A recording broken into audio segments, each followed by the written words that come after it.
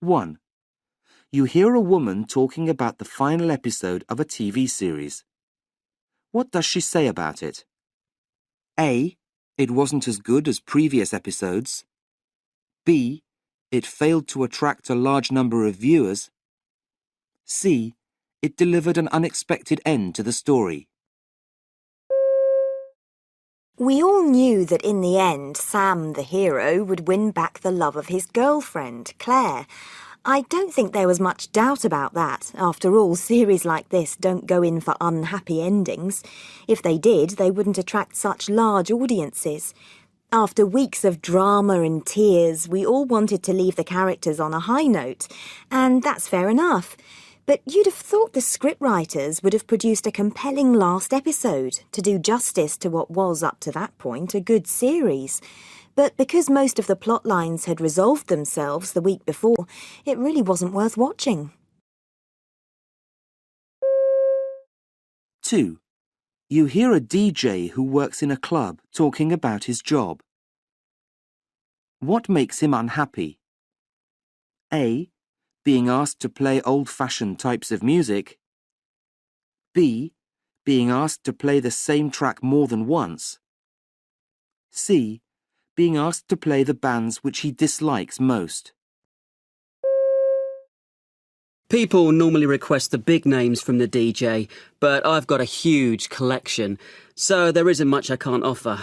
Sometimes somebody comes up to me and requests a song that makes me say, "Yeah, that's an awesome track. I'll put that on right now." Sometimes it's something I don't particularly like, but it doesn't bother me because it's all part of the job. And I don't even mind playing old stuff because that adds variety. But what I can't stand is when someone requests a track and you have to tell them you've just played it. That does get to me, even if it's a band I really like. 3. You hear a man talking about an art exhibition. What does he criticize about it? A. The way the paintings were displayed. B. The number of paintings in the exhibition. C.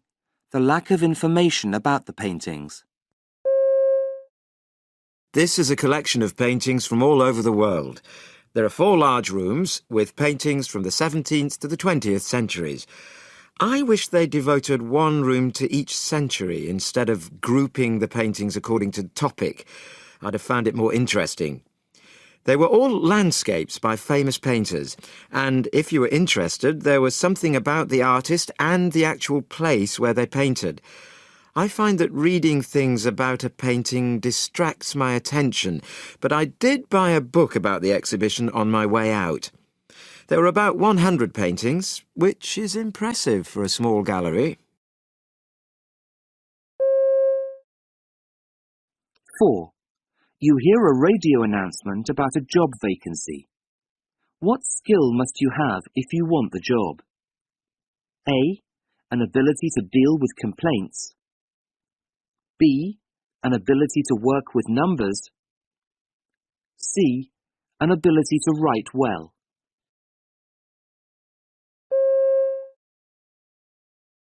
We've got a vacancy in our sales department and we'd like a young person, ideally somebody just out of college.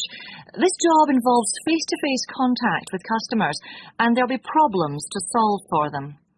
We're offering full training in customer care and the rest is learnt on the job. All you need is lots of enthusiasm. But of course, we do need somebody who can produce a report in clear English, and we don't give any training in that. And just in case you're thinking perhaps you need to be good at maths, we have an accounts department that takes care of all that, so it's not an issue. 5. You hear part of an interview with a restaurant owner.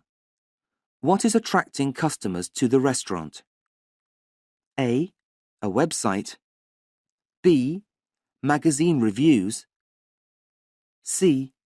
Personal recommendations.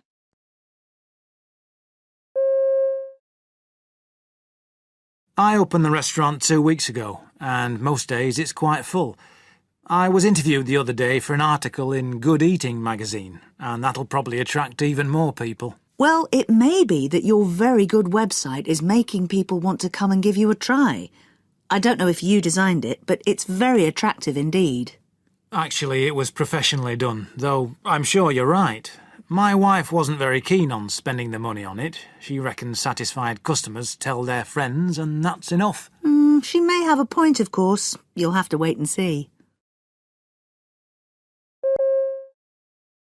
6. You hear part of a talk by a young man who's just come back from a trip. What was the main benefit of the trip for him? A. He became more independent. B. He learnt a foreign language. C. He made new friends.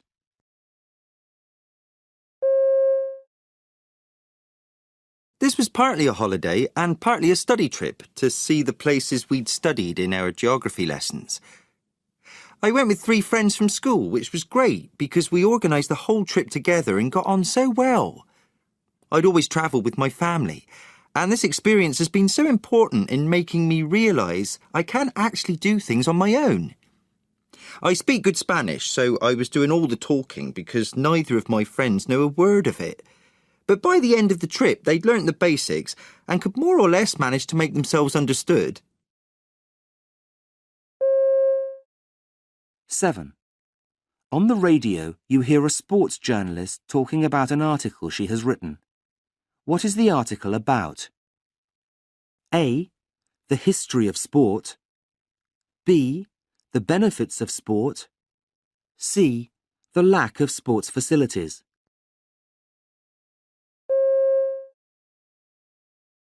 There's a lot of talk nowadays about how children should be doing more sport and spending less time in front of the television or computer. Nobody doubts the fact that sport is good for your health, so I didn't feel it was necessary to deal with this in my article. My intention was to raise awareness of a key problem we need to address. We can't just say, go out and play a sport, without first investing more on sports venues. We need to look at how other countries deal with this problem, and also at what we can learn from the past. 8. You hear a young man giving a talk about going camping. What is his advice? A.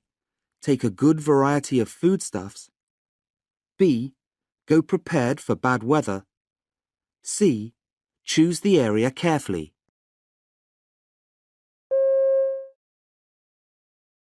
Camping is the best kind of holiday for me. I spend a lot of time planning each trip, so I can definitely give you some good advice.